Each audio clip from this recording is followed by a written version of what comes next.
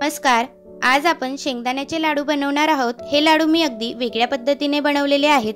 शेंगदाण्याचे कूट वगैरे करायची गरज नाही. अगदी सोपी पद्धत आहे. संपूर्ण व्हिडिओ बघा. अगदी पौष्टिक लाडू आहेत. त्यामुळे या पद्धतीने एकदा लाडू नक्की ट्राय करा. त्यासाठी मी अर्धा किलो शेंगदाणे घेतले. हे शेंगदाणे आपल्याला मंद आचेवर लालसर होऊस्तर भाजून घ्यायचे आहे. शेंगदाणे भाजून झाल्यावर याची आपल्याला संपूर्ण साल काढून घ्यायची आहे.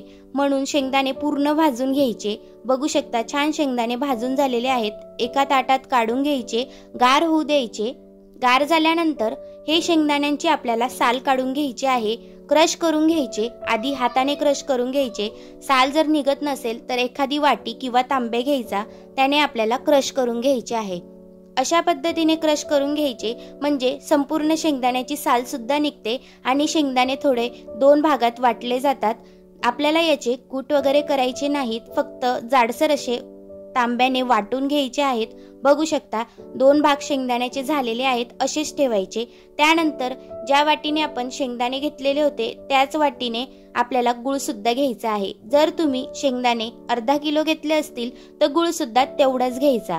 कारण अगदी परफेक्ट माप असलं की लाडू अगदी पटकन वळले जातात. जरा सुद्धा वेळ लागत नाही. गॅसवर कढई ठेवली. त्यामध्ये गूळ टाकून घेतला. 1 चमचा तूप टाकून घेतले. फक्त गोळा होईल पाण्यात ह्या पद्धतीने आपल्याला आपला गुळाचा पाक बनवून घ्यायचा आहे. बघू शकता पाण्यात अगदी छान असा गोळा तयार होतोय. जास्त गुळाचा पाक कडक करायचा नाही, नाहीतर लाडू वळले जात नाही.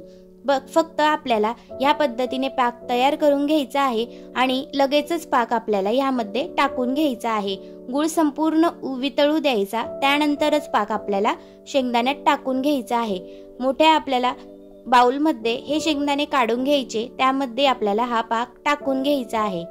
त्यानंतर पटकनच एकजीव करायचे. जरा सुद्धा वेळ घालवायचा नाही. बिलकुल गार होऊ द्यायचे नाही. पटकन एकजीव करायचे आणि हाताला थोडेसे पाणी किंवा तेल लावून घ्यायचे.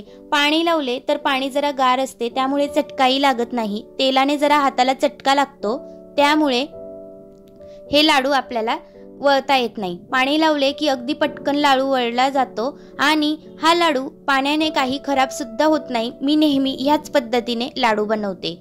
त्यामुळे अशा पद्धतीने लाडू तुम्ही वळून घ्या. बघू शकता लाडू अगदी पटकन बनवले जात आहे. जराही हातालाही चिटकत नाही किंवा बनवायला त्रास सुद्धा होत नाही. संपूर्ण लाडू बनवून झाले तरी सुद्धा लाडूचं जे सारण आहे ते जशाच्या तसं आहे. जराही कडक झालेलं नाही. पटकन लाडू वळला जात आहे. अशा पद्धतीने जर तुम्ही लाडू बनवून घेतले, महिनाभर स्टोअर करून ठेवले तरी सुद्धा आपले मुलं आवडीने खातील. सकाळी जर शाळेत जाताना मुलांना हा लाडू खायला दिला तर त्यांना पटकन भूक सुद्धा लागणार नाही.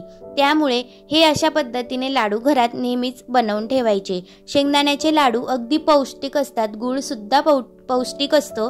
त्यामुळे अशा पद्धतीने एकदा लाडू नक्की ट्राय करा. वेगळी पद्धत आहे, त्यामुळे एकदा अशी रेसिपी नक्की बनवा.